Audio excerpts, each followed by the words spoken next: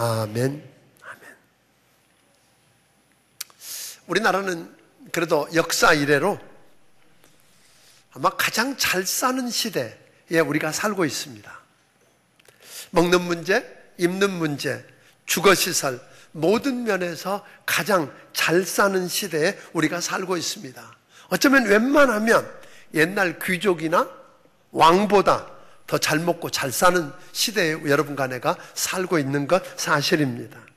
지금 지구상에 200개가 넘는 나라가 있는데 그 나라 중에서 우리나라는 어쩌면 최상위에 있는 나라입니다. 잘 삽니다.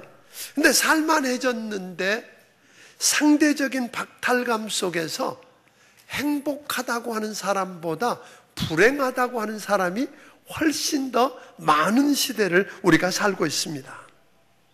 그래서 그냥 불행하다라고만 느끼는 정도가 아니라 절망하고 자살까지 생각하는 사람들이 아주 많은 시대에 여러분과 내가 살고 있다고 하는 겁니다.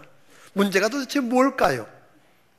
옛날에는 못 살아도 없어도 그래도 희망은 있었는데 요즘 희망이 없다고 하는 게 문제라는 겁니다. 희망을 잃어버린 것이 가장 큰 문제라고 이야기합니다. 오늘 여러분에게는 희망이 있습니까? 대답이 뭐지? 나라고 별 수 있어요? 그런 이야기 같이 들려지는 거 아세요, 여러분? 2012년 2월 달에 68세 일기로 하나님의 부르심을 받은 강영우 박사님은 평생 시각장애인으로 살았던 분입니다. 그는 떠나면서 장애인의 고난을 극복하고 하나님의 비전을 붙들면서 살았던 그런 분인데요. 그 강영우 박사님이 중학교 때 뜻하지 않은 사고로 실명하게 되고 그 후 얼마 안 돼서 어머니도 누나도 죽어서 천혜의 고아가 되는 그런 삶을 살았지만 대학을 졸업하고 유학길에 올라서 한국 최초의 시각장애인 박사가 됩니다. 그 강영우 박사님이 나중에 여러분 잘 아는 것처럼 미국 백악관에 국가장애위원회 정책 차관보를 하게 되고 또 UN 세계장애위원회 부의장 등으로 일하면서 장애인의 인권과 복지를 위해서 힘쓰면서 세상에 희망을 말하고 희망이 되어줬던 사람입니다. 그리고 마지막 그가 죽음 앞에서 이런 이야기를 했습니다. 한 사람의 생애와 삶을 통해서 더불어 같이 살아가는 사람들에게 줄 수 있는 최고의 선물은 무엇일까요? 저는 그것을 희망이라고 말하고 싶습니다. 왜냐하면 희망이 있는 곳에는 절대로 절망이 자리 잡지 못하기 때문입니다. 우리가 이토록 좌절하고 절망하는 것은 절망이 크고 무겁기 때문이 아니라 희망을 찾지 못해서 그렇습니다. 희망이 있다면 신음소리를 낼 수 있습니다. 불평도 할 수 있습니다. 원망도 좌절도 할 수 있지만 희망이 없다면 아무것도 하지 못합니다. 살아있지만 죽은 것입니다. 그 강영우 박사님이 가장 어두운 인생을 살면서 참된 감사와 미래의 소망을 노래했던 분인데 그분이 내 눈에는 희망만 보입니다라고 하는 유고집, 그분이 죽은 다음에 나온 책에 이런 글을 이렇게 썼습니다. 한평생 주님만 보고 걸었습니다. 나를 보면 어둠인데 주님을 보니 빛이 있습니다. 그래서 주님만 보았습니다. 사람들은 나더러 칠흑 같은 어둠 속을 살면 기분이 어떠냐고 묻습니다. 그렇지만 그건 모르는 소리입니다. 난 어둠 속에 있지 않습니다. 늘 빛으로 가득했고 그 빛이 너무 눈이 부셔서 짙은 선글라스를 쓰고 있을 뿐입니다. 선글라스를 쓰니 빛 속에 계신 이가 더욱 선명합니다. 손에 잡힐 듯하고 보고 있으니 언제나 가슴이 뜁니다. 지난 한평생 그분과 함께 걸어온 지난 날들에 감사합니다. 또 그 길에서 만난 소중한 분들에게 고마움을 전합니다. 참 멋진 이야기 아닐까요, 여러분? 여러분도 그 희망을 말하실 수 있습니까? 우리 지난 송구영신 예배 때 우리가 했던 이야기가 있어요. 희망이 있습니다 그랬었죠. 기억나세요? 벌써 다 잃어버리시면 제가 할 말이 있지요. 네. 그래서 이번에는 이렇게 보는 겁니다. 둘씩 이렇게 교대해 가면서 희망이 있습니다. 네, 제가 희망이 되겠습니다. 교대로 그렇게 해보는 겁니다. 무슨 말이 다 외우셨죠? 희망이 있습니다. 그럼 뭐라 그래요? 네, 제가 희망이 되겠습니다. 시작합니다. 저 쳐다보고 혼자 있는 분 안 됩니다. 양 옆에 쳐다보고 좀 하셔야 됩니다. 여기도 안 하시네. 3층 좀 하세요. 뭐가 있다고요? 정말 희망이 있습니까? 저는 오늘 여러분들에게 희망이 있어서 희망을 말하고 희망을 노래할 뿐만 아니라 여러분들이 희망이 되어주기를 주의 이름으로 축원합니다. 여러분, 지금 세상이 절망을 이야기하고 있지만 예수님 때문에 우리는 소망이 있기 때문에 우리는 희망을 말하고 희망을 노래할 수 있습니다. 그 희망의 노래를 우리는 불러야만 합니다. 다른 사람을 위해서가 아니라 내가 살기 위해서 희망의 노래를 부를 수 있게 되기를 바랍니다. 미국의 존스 홉킨스 대학에 그곳에서 쥐를 가지고 연구를 했어요. 실험을 했는데 연구 책임자였던 커트 라이트 박사라는 분이 유리로 된 용기에다가 실험용 쥐를 넣고 거기다가 물을 부어요. 물을 부어서 붓게 되니까 이 쥐가 어떻게 돼요? 이제 피하게 되잖아요. 그런데 아무리 긁어도 유리니까 이게 올라갈 수가 없고 미끄러지고 너무 높아서 그 벽을 넘어갈 수가 없는 거예요. 그러다가 이제 물이 계속 차오르니까 헤엄을 치는 거죠. 그런데 이 쥐는 15분이 되니까 죽은 거예요. 이게 실험하는 내용이 뭐냐면 이 쥐가 몇 분에 죽나, 얼마나 견디다 죽나 하는 걸 잔인한 실험이었는데 거기서 헤엄을 치다가 이제는 뭐예요? 벽이 미끄러워서 올라갈 수도 없고 넘어갈 수도 없고 여기는 아무리 애써봐야 뭐한다? 죽는다. 절망을 하고 나니까 15분이니까 죽었는데 놀랍게 다른 쥐들은 60시간을 헤엄쳤다는 거예요. 그 60시간을 헤엄친 쥐가 특별히 건강한 쥐냐? 그런 건 아니었다는 거예요. 그럼 어떤 쥐였는가? 이렇게 물을 넣고 헤엄을 치고 있어서 거의 지쳐갈 즈음에 쥐를 이렇게 끄집어내서 잠깐 있게 하다가 다시 넣고 또 하고 또 잠깐 끄집어냈다가 다시 넣고 하는 거라는 거예요. 그런데 이 쥐는 뭐예요? 내가 애쓰고 힘쓰면 살 소망이 있다. 그런 걸 발견한 거예요. 희망이 있다라고 발견한 쥐는 60시간을 헤엄을 치다가 결국 뭐 했다? 60시간을 헤엄을 치다가 죽었다는 거죠. 여러분, 어떠세요? 희망이 있다는 게 이렇게 중요한 것입니다. 이야기 하나 더 하겠습니다. 영국의 한 병사가 동료 군인들과 함께 아프리카 밀림지대에 들어갔다가 포위를 당해서 다 죽습니다. 근데 한 사람만 살아남았어요. 그 사람이 헤매다가 6개월 만에 밖으로 나와서 구출이 되었어요. 근데 그 손에 종이 한 장이 들려있어요. 지도가. 그래서 사람들이 다가와서 물었어요. 다 죽은 줄 아는데 너만 살았다고. 도대체 그 지도가 어떤 밀림 지도를 어떻게 그렇게 가지고 있었느냐고 보았더니 그게 밀림 지도가 아니라 영국 지하철 지도였어요. 기가 막혀서 물은 거죠. 어떻게 이걸 보고 나왔니? 그랬더니 이게 내 희망이었다는 거예요. 자기는 돌아가서 상상을 한 거예요. 여기서 살아남아서 고향에 돌아가서 그 영국 지하철을 타고 친구도 만나고 애인도 만나고 사랑하는 부모님도 만나서 이렇게 살 거라고 하는 걸 상상하고 살았다고 하는 거죠. 오늘 여러분, 저는 오늘 여러분들에게 희망이 발견되기를 주의 이름으로 축원합니다. 좀 희망이 있었으면 좋겠어요. 근데 그 희망이 있냐는 거예요. 그냥 희망을 갖고 잘 될 거라는 게 아니라 상상을 통해서 그려볼 수 있겠느냐는 거예요. 여러분, 우리가 창세기 대탐험을 통해서 배웠던 요셉을 한번 다시 생각해 보세요. 하나님이 요셉에게 꿈을 주셨잖아요. 그 말은 다른 말로 말하면 요셉은 희망을 품은 인생이었다는 거예요. 형들에게 시샘을 당하고 그러다가 죽을 뻔을 당해서 겨우 애굽의 노예로 팔려가게 됩니다. 요셉은 그러나 그에게 주신 꿈 때문에, 그가 품은 희망 때문에 시시하게 아무렇게나 되는 대로 막 살지 않습니다. 바르게 살다가 감옥에 가고 잊혀져도 그는 절망하거나 포기하거나 무너져 주저앉지 않습니다. 그는 결국 하나님이 그에게 주신 뭐대로? 꿈대로 애굽의 총리가 되고 형제들이 그 앞에 엎드려 절하는 것을 경험합니다. 그래서 그는 가족들에게뿐 아니라 온 민족 앞에서 사람들에게 종으로 죽을 뻔하고 감옥에 갔던 사람이 총리까지 되는 그 모습을 보면서 희망을 보게 됩니다. 그는 희망을 이야기했고 희망이 되었습니다. 그런데 그걸로 끝 아니라는 데 더 중요합니다. 창세기 50장 24절부터 26절에 보면 요셉이 죽으면서 관 속에 들어가기 전에 가족과 민족들에게 이런 이야기를 합니다.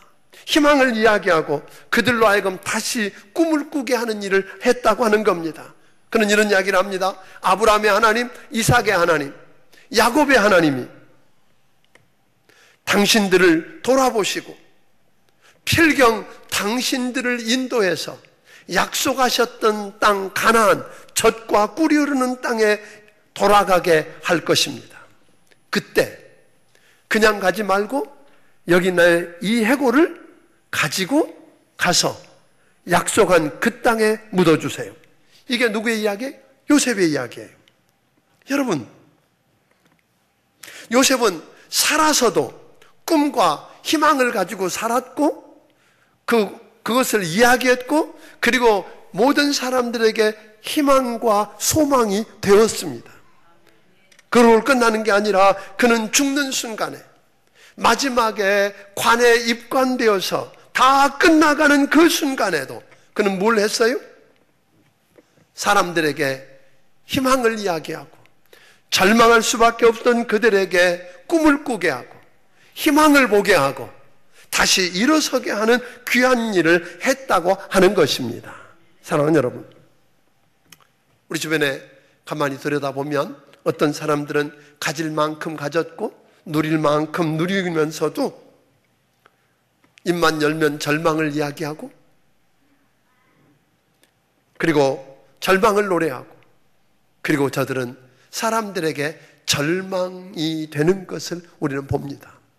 그런데 어떤 사람들은 죽음의 절제절명의 위기 앞에서 절망 앞에서 그 병 앞에서 혹은 죽어가는 그 6.25이 되면서도 희망을 이야기하고 희망이 되는 사람들을 우리는 만나게 되더라고 하는 것입니다. 사랑하는 여러분, 죽음 앞에서도 희망과 미래를 노래하며 고난 중에 절망할 자기 백성들에게 희망을 주었던 요셉의 유골처럼 우리도 어떻게 하면 절망하고 절망을 노래할 수밖에 없는 상황 속에서 희망을 말하고 희망을 노래하고 절망하는 세상을 향해 희망이 되어줄 수 있을까요? 오늘 본문에 있는 말씀을 우리 들여다보기를 원합니다. 본문 3절 4절을 한번 같이 읽어보겠습니다. 시작. 사람들이 종일 나더러 하는 말이 내 하나님이 어디 있느냐 하오니 내 눈물이 주야로 내 육신이 되었도다. 내가 전에 성의를 지키는 무리와 동행하여 기쁨과 감사의 소리를 내며 그들을 하나님의 집으로 인도하였더니 이제 이 일을 기억하고 내 마음이 상하는도다. 무슨 이야기죠? 지금 내 모습, 내 이 모양 이 꼴을 보면서 내 주위에 있는 사람들이 나를 비웃고 조롱하며 핍박하는 통에 내 눈물이 주야로 음식이 되었다는 거예요. 날마다 눈물 속에 살고 눈물이 음식이 되는 그 아픔을 이야기합니다. 어쩌면 이 사람은 병이 들었는지 갇혔는지 모르지만 그래서 하나님의 전에 나아가 더 이상 예배할 수 없는 상황이 왔을 때 주변에 있는 사람들이 옛날에 함께 예배하러 올라가자고 하던 그 말을 기억하고 나를 조롱하고 비웃을 때 우리는 어찌 하느냐 하는 겁니다. 또 7절은 우리에게 이렇게 이야기합니다. 7절을 읽어봅니다. 주의 폭포 소리에 깊은 바다가 서로 부르며 주의 모든 파도와 물결이 나를 휩쓸었나이다. 여러분, 내 삶의 자리를 파도처럼 몰려와서 내 모든 것을 휩쓸어 버리고 남은 것이 하나도 없어졌을 그때,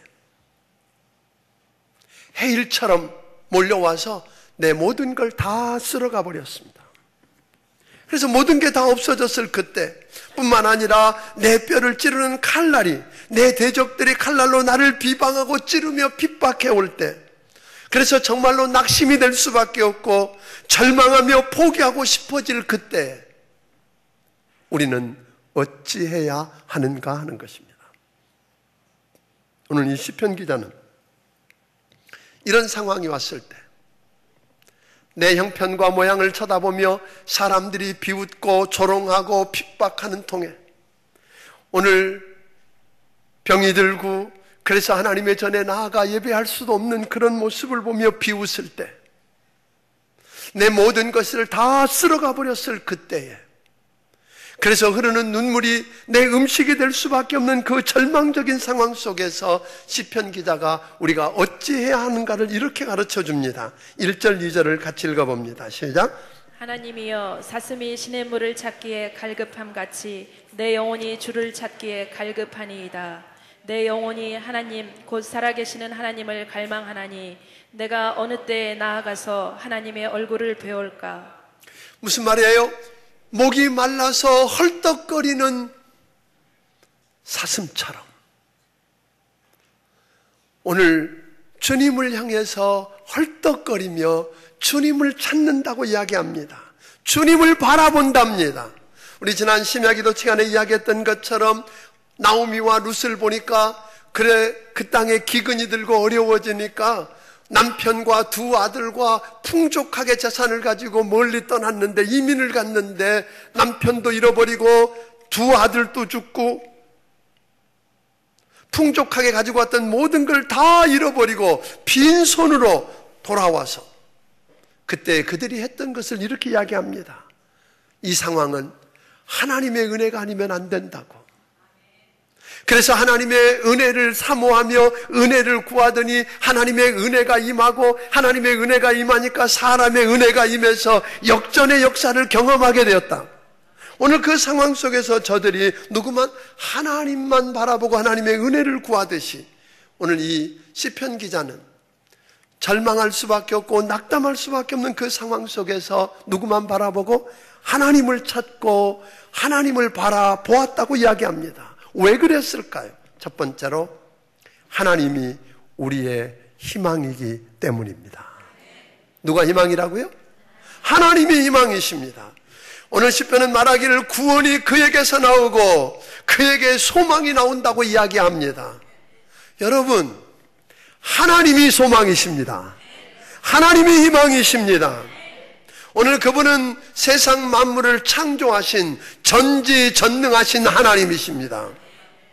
그래서 그 하나님의 이름을 통해서 우리는 하나 보게 되는 것이 있습니다. 하나님의 이름 가운데 에베네셀의 하나님, 에베네셀이라고 하는 이름이 있습니다. 그것은 과거를 뒤돌아보면서 하나님이 여기까지도 오셨다고, 이것까지도 오셨다고 이야기하는 겁니다. 아멘? 에베네셀의 하나님, 우리 하나님이 에베네셀의 하나님이 되셔서 과거의 내 삶의 현장 속에서 그것까지 여기까지 도우시며 일하신 흔적들을 바라보면서 그 에베네셀의 하나님 때문에 우리는 뭐예요? 소망이 있다는 겁니다. 뿐만 아닙니다. 그 하나님은 과거에만 그러신 것이 아니라 현재에도. 그래서 임마누엘의 하나님, 오늘 하나님이 우리와 함께 하셨다는 뜻 아니에요? 여러분, 여러분과 내게 일을 맡기고 한 번도 안 가본 그 길, 무슨 일을 만났는지 알 수 없는 그 길을 혼자 밀어넣으시는 분이 아니라 볼지어다 내가 세상 끝날까지 너희와 항상 함께 있을지어다. 내가 너를 떠나지 아니하고 너를 버리지 아니하고, 믿습니까? 오늘 그 하나님, 우리와 함께 하시는 임마누엘의 하나님이기 때문에 오늘 우리는 희망이 있는 것입니다. 뿐만 아니라 그 하나님은 여호와 일의 하나님이라고 말합니다. 미래에 아무것도 없지만 그 하나님은 내 필요를 아시고 오늘 미리 예비하시고 준비하시는 여호와 일의 하나님이기 때문에 그 하나님으로 말미암아 우리는 희망이 있습니다. 아멘. 뿐만 아니에요. 에스겔서를 보면요, 1장부터 32장까지는 그 백성이 당연히 하나님을 떠나고 방종하고 죄짓고 그런 것 때문에 하나님이 그들을 버리시는, 마치 하나님이 없는 것 같은 모습이 나와요. 그런데 저들이 그렇게도 믿었고 그것만 있으면 안전할 것 같았던 예루살렘 성이 무너지고, 오늘 하나님이 계신다고, 하나님의 성전이 있으니까 어떻든 절대로 외적이 우리를 못 무너뜨린다라고 믿었던 성전이 불타버리고 난 다음에 에스겔 선지자는 희망을 이야기하면서 그렇게 이야기합니다. 여호와 삼마. 여호와 삼마라고 하는 이야기는 무엇이냐면 거기 계시는 하나님이에요.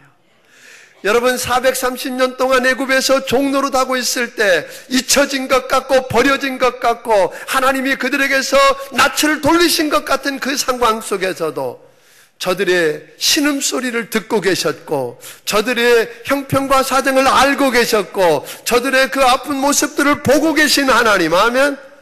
하나님이 거기 계셨다는 겁니다. 70년 동안 바벨론의 포로로 잡혀갔을 그 순간에 저들만 버려진 게 아닙니다. 하나님이 거기도 계셨답니다. 여러분이 병들어 있을 그 순간에도 하나님은 계셨답니다. 거기 계신 하나님, 여러분 믿으십니까? 뿐만 아니라 지금 이곳에 나와 함께 하시는 하나님,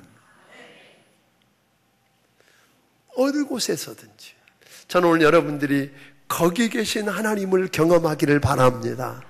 야곱이 형 에서의 칼날을 피해서 도망갈 때에 이제 다 언제 형이 와서 자기를 죽일지 모릅니다.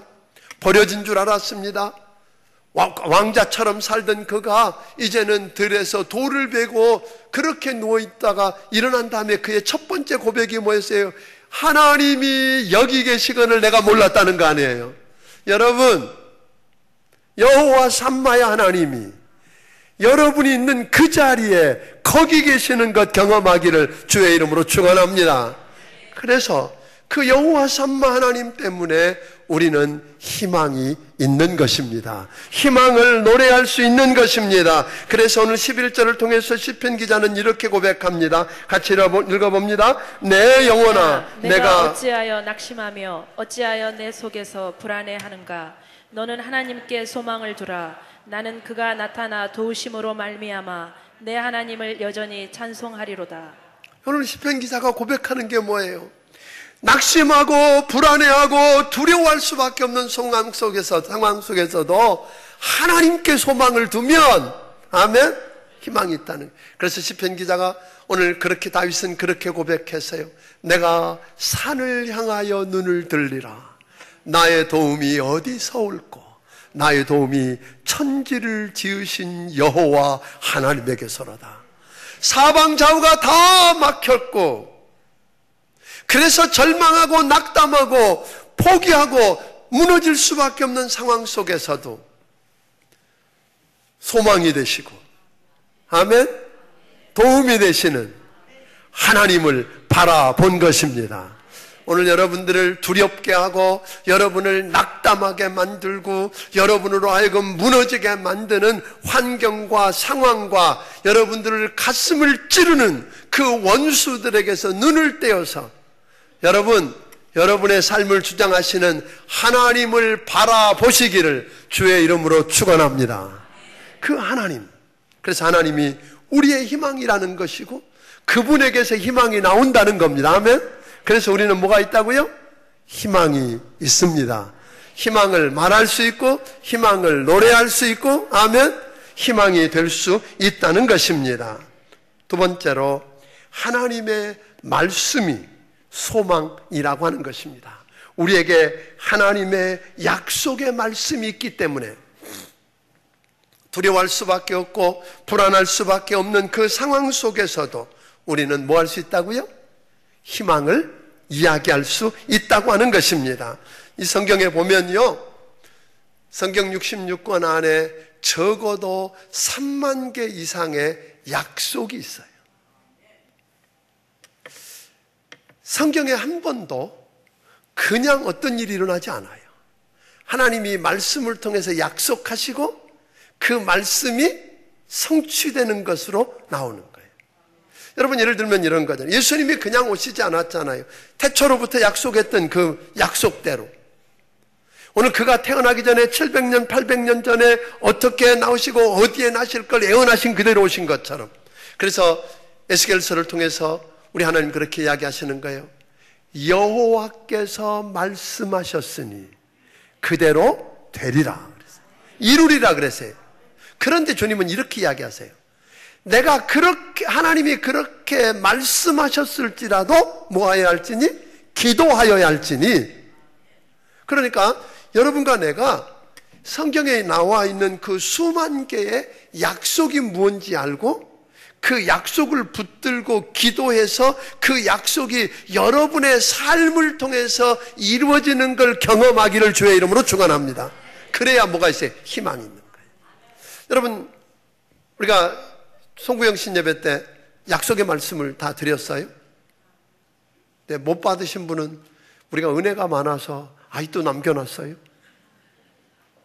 그러니까 가실 때 꼭 받아가시기 바랍니다. 이 약속의 말씀은 뭐냐면 착각하지 마세요. 부적 아니에요.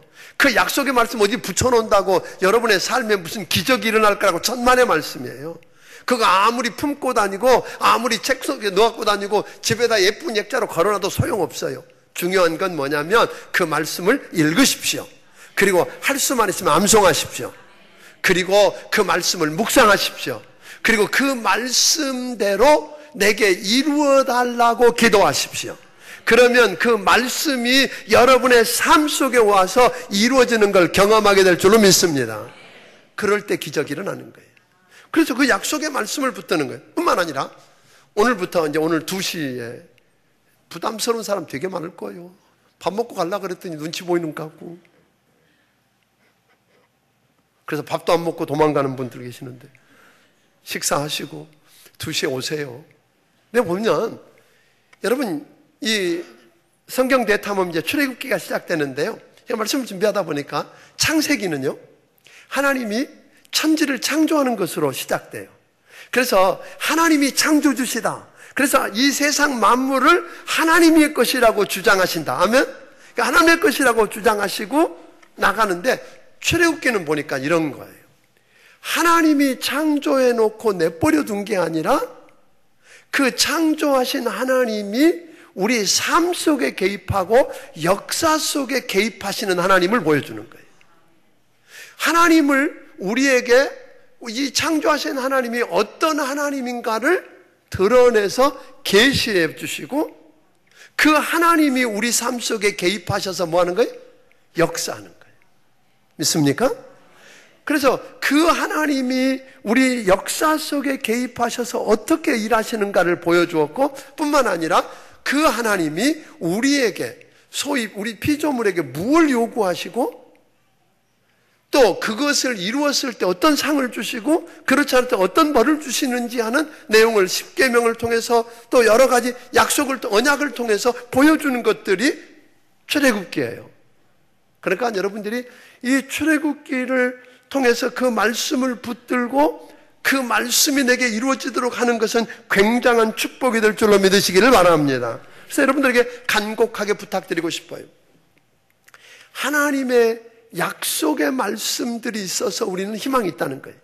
오늘 나와 있는 약속의 말씀, 우리가 지난 주일날 송구영 신예배 때도 이야기했습니다만 이런 거잖아요. 주님이 그 두려워하는 제자들, 예수님 떠나버리시면 이제 어떻게 사나 두려움과 불안 속에서 염려 속에서 무너져가는 제자들을 모아놓고 그런 약속을 하잖아요. 너희가 하는 일, 내가 하는 일을 너희도 하고 그보다 더 큰 일도 할 거야. 어마어마한, 왜냐하면 너희들을 내 이름으로 무엇을 구하든지 내가 다 시행할 거니까. 그리고 그분이 내가 너와 함께 할 거니까. 이런 약속을 주었거든요. 그러니까 그 약속의 말씀을 붙잡고 그걸 믿고 내 삶 속에 말씀이 이루어질 수 있다는 걸 믿는 사람은 그 상황 속에서 뭐 할 수 있어요? 희망이 있다는 거예요. 아멘? 절망을 노래할 수밖에 없는 상황 속에서 희망을 노래할 수 있다는 거예요. 여러분, 바울과 신라가 매를 맞고 감옥에 갇혀서 완전히 이 쇠고랑에 착고에 채여 있을 그때 그들은 뭐 했어요? 절망을 노래한 게 아니라 하나님을 찬송하기 시작하잖아요. 아멘? 하나님이 개입하셔서 옥문을 열고 그 쇠사슬을 끊는 기적을 경험하게 되잖아요. 저는 오늘 여러분의 삶 속에서 지금 세상은 절망을 노래할 수밖에 없는 세상인 건 맞습니다. 답답하지만. 그렇지만 이 속에서 저는 여러분들이 그 희망이신 예수님 때문에, 하나님 때문에, 그의 주신 약속의 말씀 때문에 절망하지 않고 희망을 이야기하고 희망이 되어주는 여러분이 되기를 주의 이름으로 축원합니다. 아멘? 좀 그랬으면 좋겠어요. 그래서 여러분이 있어서, 여러분이 희망이 된 여러분 때문에, 또 여러분과 내가 있는 우리 교회 때문에, 오산과 평택과 송탄에 있는 사람들이, 송탄중앙침례교회가 있고 그 교회에 나 있는 성도들이 있어서 우리에게 뭐가 있다고요? 희망이 있다고. 아멘? 그 고백을 하게 되기를 주의 이름으로 축원합니다. 여러분이 있어서 우리 회사가 희망이 있다고 이야기하게 되기를 바랍니다. 희망을 노래합시다. 아멘?